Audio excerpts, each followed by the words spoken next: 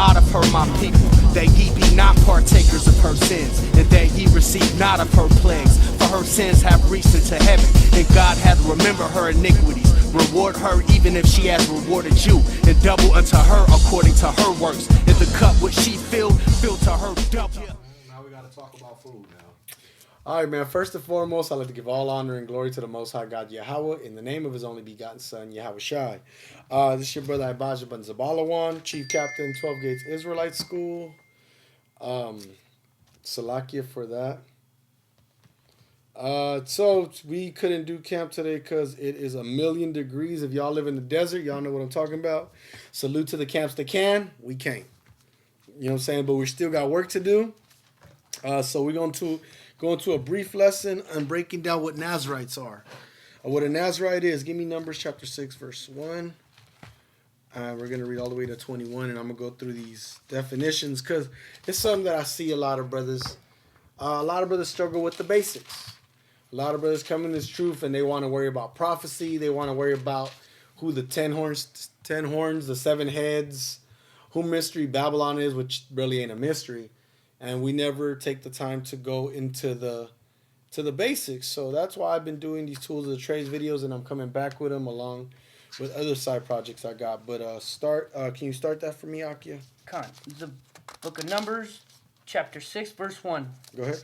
And the Lord spake unto Moses, saying, Speak unto the children of Israel, and say unto them, when either man or woman shall separate themselves. So, Salakia. So when you separate yourself, when you make yourself more holy, because remember, in Deuteronomy 6 and 7, in other places, it says that we're a special people, a holy people, a separate people.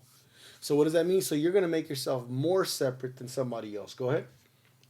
To vow a vow of a Nazarite. To vow the vow of a Nazarite. So let's go into the word Nazarite then. Into the Blue Letter Bible. I'm gonna bring this definition out. Strong's H 5139. Nazir. That's the word there for Nazarite. Let's see. So in outline biblical usage, primary, consecrated or devoted one. Nazarite, consecrated one. Devotee, Nazarite, untrimmed vine. So it's something that's extra special unto the Most High. Consecrated meaning separate. Let's go into another definition. Strong's H 5144. Nazar. Even more. Outline biblical usage definition primary. To dedicate, consecrate, separate. To dedicate oneself, devote oneself. To keep sacredly separate. To be a Nazarite, live as a Nazarite. So when you become a Nazarite, when you choose this vow, you become extra separate unto the Most High. Not only as a Black, Hispanic, or Native American man, woman, or child are you special, but now you're separating yourself from the rest of everybody. Go ahead. To separate themselves unto the Lord. 3. He shall separate himself from wine and strong drink, and shall drink no vinegar or of wine, or vinegar of strong drink. Neither shall he drink any liquor of grapes, nor eat most grapes or dried. So now we see what stipulations are put into place. The first one, you cannot drink alcohol. No strong drink. Then you can't drink wine or anything of grape. That's grape juice. That's what's that? Balsamic vinegar. Man, there's water out there that has grape juice in it. So you can't drink certain types of anything that contains grape. So now we have one thing, you can't consume grapes. Keep going. 4. All the days of his separation shall he eat nothing that is made of the vine tree, from the kernels even to the husk. That means the whole time. So if I vow a vow today, say today I'm going to become a Nazarite for 3 years. For the next 3 years, I cannot eat anything or drink or consume anything, period, with grapes in it. Go ahead. 5. All the days of the vow of his separation there shall no razor come upon his head, until the days be fulfilled, in the which he separated himself unto the Lord. See, so now we got another stipulation. You can't cut your hair. So when brothers are out here saying, having a specific look, you know what I'm saying? Cutting the hair, clean cut, that's fine and dandy. But if you're a Nazarite, you can't cut that hair. So for brothers that are looking to join a camp, a school, whatever, You gotta inquire on these things. Do you respect the Nazarite vow? Because we respect uniformity. We understand all that. You know what I'm saying? But when you become a Nazarite, all that extra camp, those are the rules of men. They go out the window because the words of the Most High are above that. Go ahead. He shall be holy, and shall let the locks of the hair of his head grow. So that means you gotta let your hair grow to forever. You can't cut it. You can't trim the edges. None of that. You can't. What's that called? When they cut the trim your edges, right? When they cut you. Go ahead. 6. All the days that he separated himself unto the Lord, he shall come at no dead body. So the whole time you're a Nazarite, you can't go to a funeral. You can't be in the presence of a dead body. Go ahead. 7. He shall not make himself unclean for his father, or for his mother, or for his brother, or for his sister, when they die, because the consecration of his God is upon his head. So you can't make yourself, because when you go into a funeral, a regular Israelite can go to a funeral, but he's going to be unclean for a set amount of days. If you're a Nazarite, you can't make yourself unclean for nobody, because your strength, your power, his separation is on your head. Go ahead. 8. All the days of his separation he is holy unto the Lord. So the whole time, again, going back to the example, the 3 years let's say 3 years I'm a Nazarite, I'm separate unto the Most High. That means any camp regulation, anything I have beyond that, on that, if it goes against my vow of the Nazarite, it's going off. Go ahead. 9. And if any man die very suddenly by him, and he has defiled the head of his consecration. So now somebody drops dead in front of you, around you. Go ahead. Then he shall shave his head in the day of his cleansing. So in that day, he's going to have to shave his head. But there's more. Go ahead. On the 7th day shall he shave it. So in 7 days from when that person dropped in front of you, you got to shave your head. Go ahead. 10. And on the 8th day he shall bring 2 turtles or 2 young pigeons to the priest, to the door of the tabernacle of the congregation. So now we got to go to the tabernacle of the congregation, and to your priest, you got to bring him a sacrifice. But why? Go ahead. 11. And the priest shall offer the one for a sin offering, and the other for a burnt offering, and make an atonement for him, for that he sinned by the dead, and shall hallow his head that same day. So he sinned by being in the presence of somebody that died. He went off. So now he has to start. Go ahead. Did he say that already? 12. And he shall consecrate unto the Lord the days of his separation. So he's going to separate and reclaim those days. Go ahead. And shall bring a lamb of the first year for a trespass offering. But the days that were before shall be lost, because his separation was defiled. So now he has to start his vow all over again. All that time that he did it counts for nothing at that point, because his vow was violated. So he has to restart his vow. Go ahead. 13. And this is the law of the Nazarite. This is the law that was given unto those that are separate. You know what I'm saying? Those that have made themselves devoted unto the Most High. Go ahead. When the days of his separation are fulfilled, he shall be brought unto the door of the tabernacle of the congregation.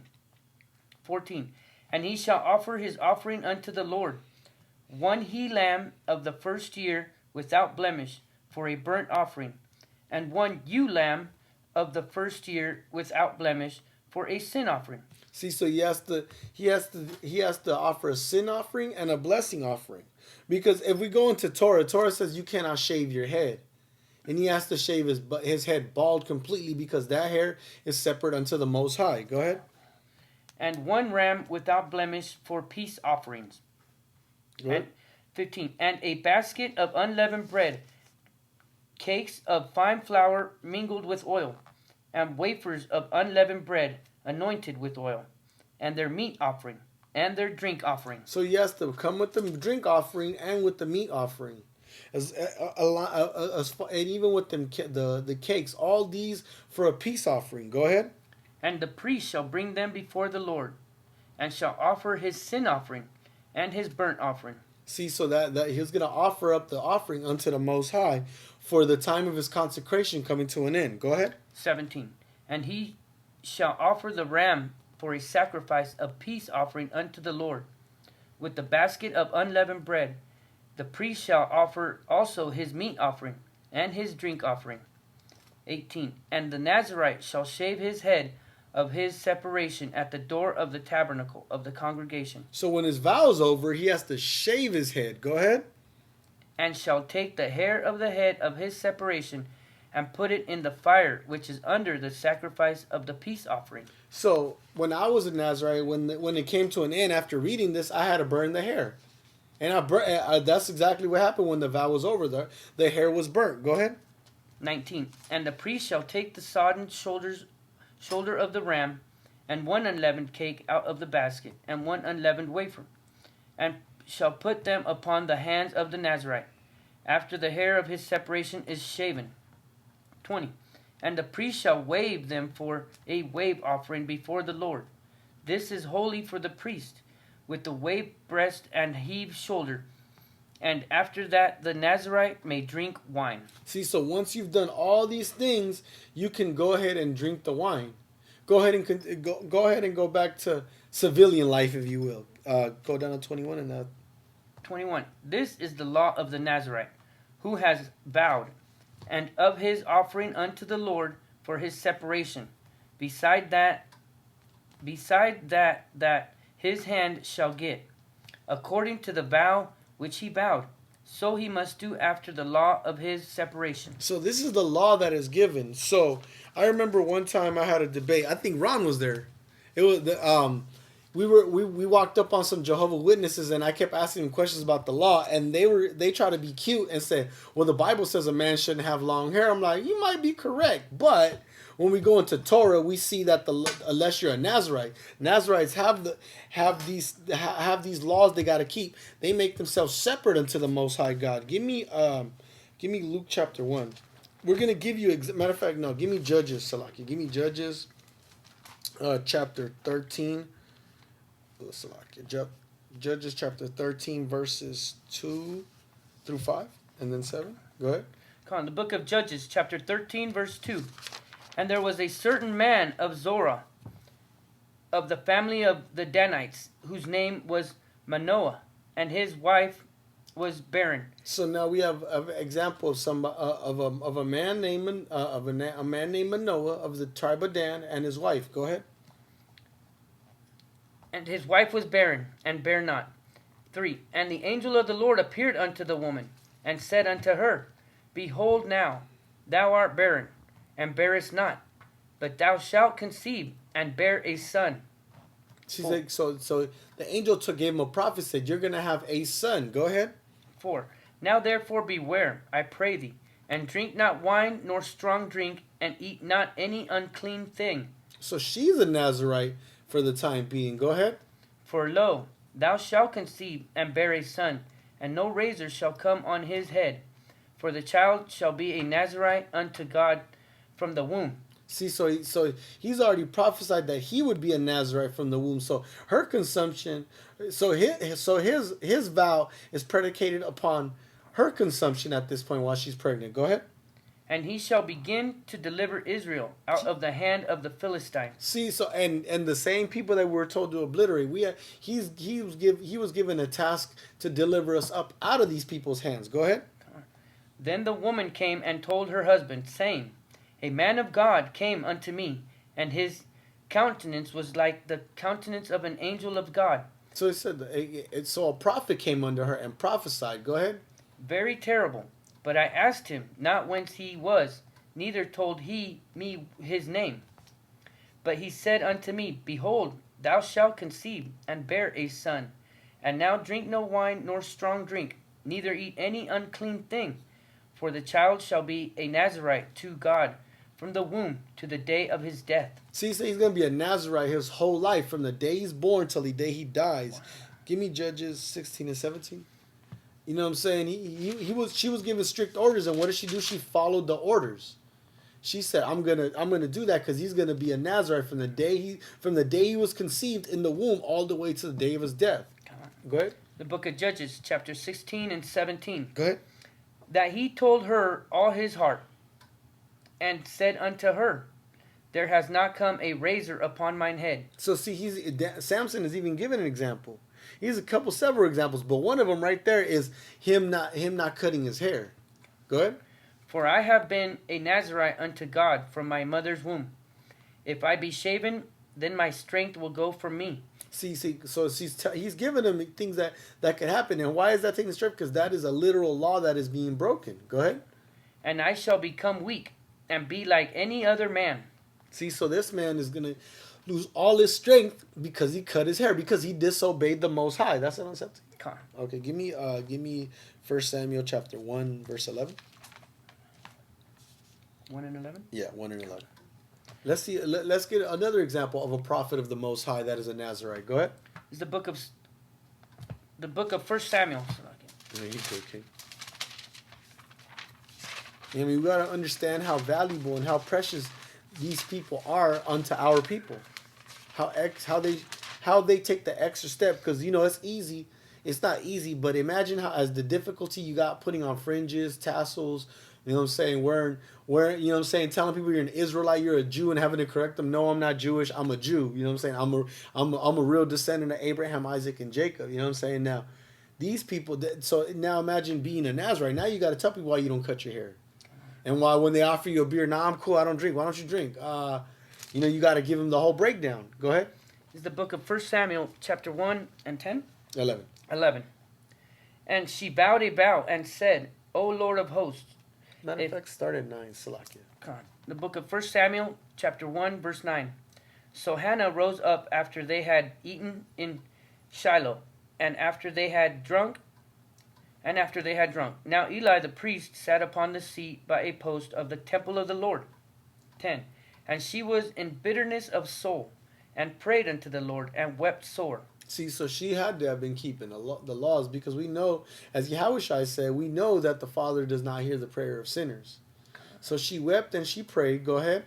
And she bowed a bow and said, O Lord of hosts, if thou wilt indeed look on the affliction of thine handmaid, and remember me, and not forget thine handmaid, but will give unto thine handmaid a man-child, then I will give him unto the Lord all the days of his life, and there shall no razor come upon his head. So now she made a vow for her son. She said, if you give me a son, he'll be extra separated unto you. No razor shall come upon his head. What does that mean?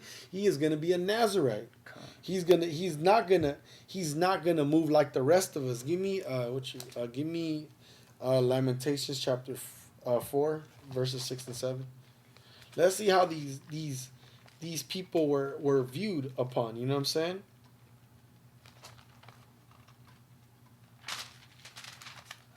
Oh, dang, they got all these scriptures.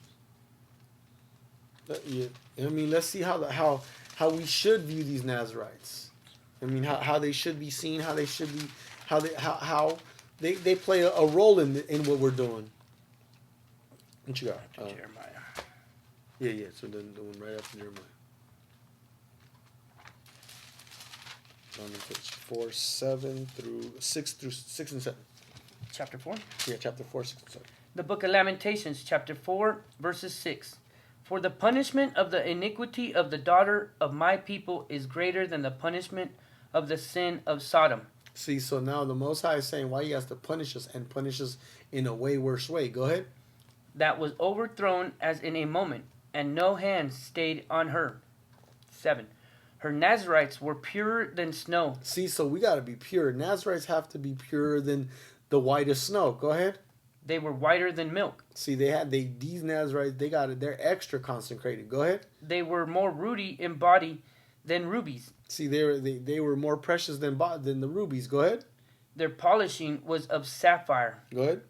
Their visage was blacker than a coal. And they are not known in the streets. See, they're being depressed. Their visage is depressing to look at. They're sad. They're not even known in the streets. Nobody they see. I remember I was a Nazarite. They would tell me cut my hair, do something with my hair because I look like a bum, right? But the law says that I can't do these things, so they're not even recognizing these laws. Go ahead. Their skin cleaveth to their bones. It is withered. It is become like a stick. No, I said on that out. Give me Amos 2, 11 and 12. Give me Amos 2, 11 and 12. You know what I mean? We understanding who we are. You know what I'm saying? The vows we take, the separation of our people, who we are as a nation. It's something that we've lost. You know what I'm saying? The Nazarites aren't even known in the streets. We got Jakes that were in the truth, leaving the truth and breaking their Nazarite vow and saying that the Most High is going to speak to them to see if they should continue. Knowing that the law said whatever time you made is the time you got to keep. You know what I'm saying? Go ahead. The book of Amos, chapter 2, verse 12.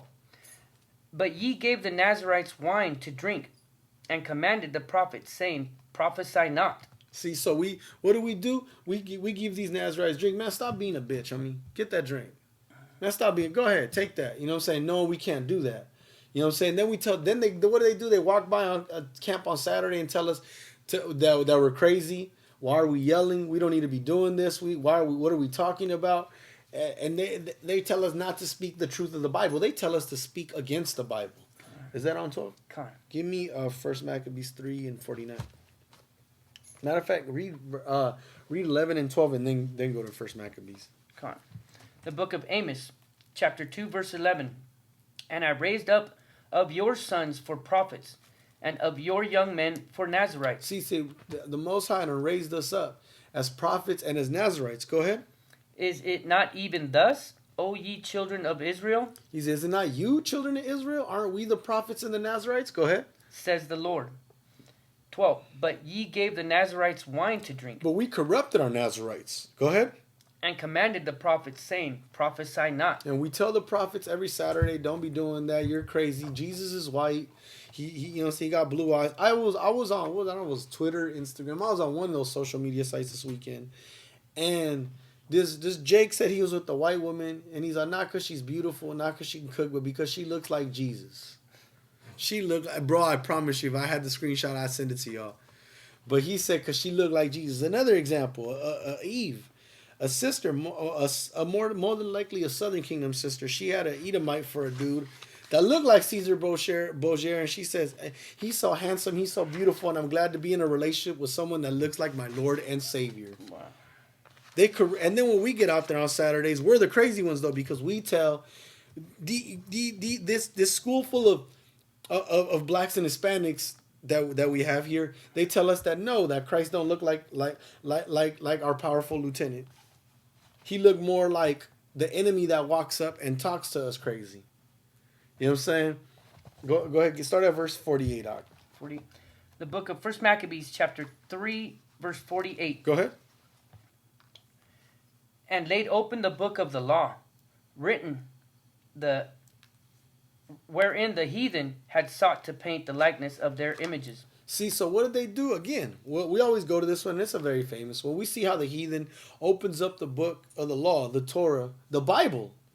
And then he paints Christ as a white man, the prophets as a white man, the Most High as a white man, and interestingly enough, angels as little white naked babies. As the powerful Lieutenant Shalomaya pointed out to me a couple times, I'm like, yeah, that's weird. Go ahead. It's pedophilia. It's better. The Edomite, the so-called white man is a natural pervert. There we go, pervert. Go ahead. 49. They brought also the priest's garments. See, not only did they look in the book and they painted their likeness, they also took the priest's garments. What do? They go out there and try to teach the word. We have run-ins with white evangelists and white missionaries all the time. Go ahead. And the first fruits, and the tithes, and the Nazarites they stirred up. See, they took all our stuff. They took our first fruits, our tithes. They even got our special people, and they stirred them up. Go ahead. Who had accomplished their days. See, their days were over, but what they do, they stirred them up. They caused them to go off. Go ahead. Then cried they with a loud voice toward heaven, saying, what shall we do with these? See, so the children of Israel, the Maccabees were like, what shall we do with these people? Go ahead. And whither shall we carry them away? Go ahead. For thy sanctuary is trodden down and profaned. Hey, he said he's trodden down and profaned. Salaki, pick that up. There's some I wanted to highlight. Go back to 1 Samuel. Salaki, go back to 1 Samuel. I didn't even look at this. I want to look at some definitions. A couple words we need to look up right there. 1 Samuel. What was it? 1 Samuel? 1 and 10. 1 and 10. go to 1 Samuel chapter 1, verse 10. Let's hit the... I'm looking for Strong's H. 30 or 50? 50,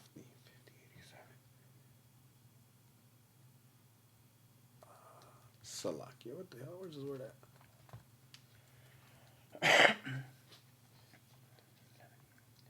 Let me see. I'm looking for a specific word and I can't find it. And if not, I'm just going to Google the word. Salakia, Strong's H.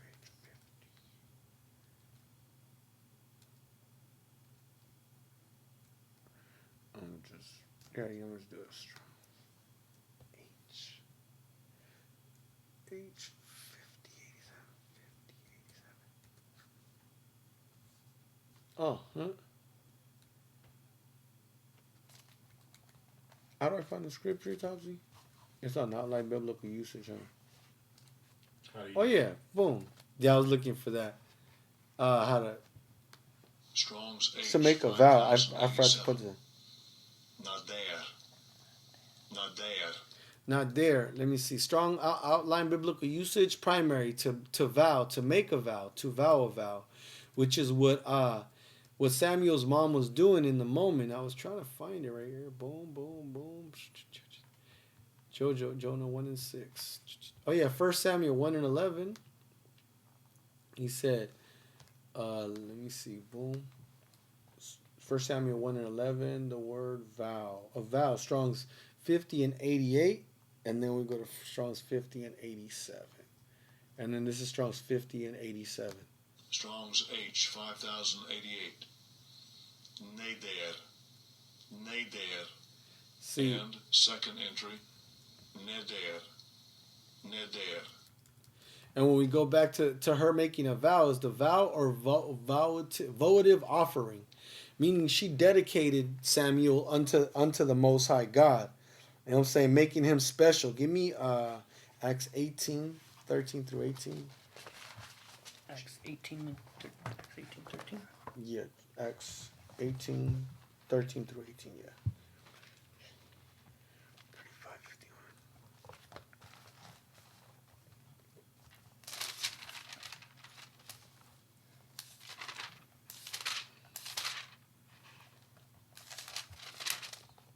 Okay, 18, 13 through...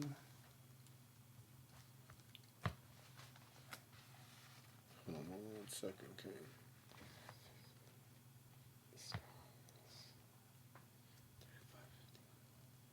All right, let's go. Salakia. Where's my outline biblical usage? Go ahead, read that. The book of Acts, chapter 18, verse 13, saying, "This fellow persuadeth men to worship God contrary to the law." 14, and when Paul was now about to open his mouth, Gallio said unto the Jews, "If it were a matter of wrong or wicked lewdness, O ye Jews, reason would that I should bear with you." Now, Salakia. I'll go back to verse 13. 13, Uh-huh. saying, "This fellow persuadeth men to worship God contrary to the law." So let's see what law he's talking about. You know what I'm saying? Because Paul did speak on the law. Let's see what they were accusing Paul of doing. When he says speaking against what law was he doing? Strong's G, 3551. Namas. Namas. Outline biblical usage primary. Anything established, anything received by usage, a custom, a law, a command of any law whatsoever, a law or rule producing a state approved of God, by the observance of which God is approved, a precept, injunction, the rule of action prescribed. Salaki, give me that wall plug over there. A ruler prescribed of the Mosaic law, referring account to the context, either to the volume of the law or of its contents. Oh, look at it. The Christian religion, the law demanding faith, the moral instruction given by Christ. Which is funny. He said, no new law have I given you, huh? But whatever. Let's see. Instruction given by Christ. The name of more important part, the Pentateuch. It is for the entire collection of the sacred books of the Old Testament. So the law they're saying he's teaching contrary to is that. Keep going. All the way down to 18. And when Paul was now about to open his mouth, Gallio said unto the Jews, if it were a matter of wrong or wicked lewdness, O ye Jews, reason would that I should bear with you. 15. But if it be a question of words and names, and of your law, look ye to it. For I will be no judge of such matters. 16. And he drave them from the judgment seat. 17. Then all the Greeks took Sosthenes, the chief ruler of the synagogue, and beat him before the judgment seat. And Gallio cared for none of those things. 18. And Paul after this tarried there yet a good while, and then took his leave of the brethren, and sailed thence into Syria, and with him Priscilla, Aquila, having shorn his head in Cenchrea, for he had a vow. So we see that Paul had a vow. Paul kept the commandment, and we see exactly what they're talking about. Give me Acts 21. Art. Give me Acts 21, verse 18 through 24. You know what I'm saying? So we see the vow. When we're referencing a vow, they're talking about the vow of the Nazarite, right? So let's go to here. What that last script, that last verse was 13, 18. 18. Boom, boom. But sorry, give me Acts 21, 18 through 24. Right? Yeah, go ahead. The book of Acts, chapter 8, 21, verse 18. And the day following Paul went in with us unto James, and all the elders were present. 19. And when he had saluted them, he declared particularly what things God had wrought among the Gentiles by his ministry. 20. And when they heard it, they glorified the Lord, and said unto him, Thou seest, brother, how many thousands of Jews there are which believe, and they are all zealous of the law. See, even in the New Testament, these brothers were zealous of the law. Go ahead. 21. And they are informed of thee, that thou teachest all the Jews which are among the Gentiles to forsake Moses, saying that they ought not to circumcise their children. So now they're accusing Paul of breaking the law. Go ahead. Neither to walk after the customs. 22. What is this therefore? The multitude must needs come together. See, so now they're having a council about it. Go ahead. For they will hear that thou art come. Do therefore this that we say to thee. So James and them are giving him advice. His elders are like, this is what you should do. Go ahead. We have 4 men which have a vow on them. We have 4 men. There's 4 of them that have that vow on them. Go ahead. Them take and purify thyself with them. See, so now he got to purify himself with them. Go ahead. And be at charges with them. Go ahead. That they may shave their heads, and all may know that those things whereof they were informed concerning thee are nothing. So they told him to go in this vow so that they know that he's keeping the Torah, and these other men with him so they know that he's been teaching the law. Go ahead. But that thou thyself also walkest orderly and keepest the law. She said that he also walks orderly and keeps the law. Go ahead, give me Acts 24 and 5 so we can finish it out. Come on. The book of Acts, chapter 24, verse 5. Go ahead. For we have found this man a pestilent fellow, and a mover of sedition among all the Jews throughout the world. So again, causing strife with Paul. Go ahead. And a ringleader of the sect of the Nazarenes. See, the sect of the Nazarenes, followers of Christ. But let's go and see what that word means. This is the first definition. Go ahead. Strong's G 3478. Nazarah. Nazarah. So Thayer's lexicon. Nazarite.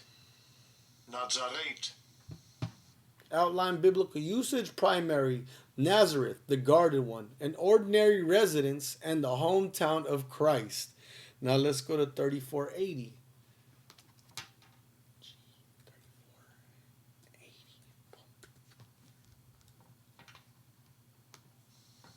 Strong's G 3480, nazarias, nazarias, Now let's see. The primary, outline biblical usage: Nazarite, one separated. Primary, an inhabitant of Nazareth. Secondary, a title of YHWH, a title given to YHWH in the New Testament. Tertiary, a name given to Christians by Jews, Acts 24 and 5. So I hope everybody got a deeper understanding, or at least the surface level understanding on what it is to be a Nazarite and other examples we have. But that we'd like to give all honor and glory to the Most High God Yahweh in the name of His only begotten Son, YHWH, and we say Shalom. Shalom.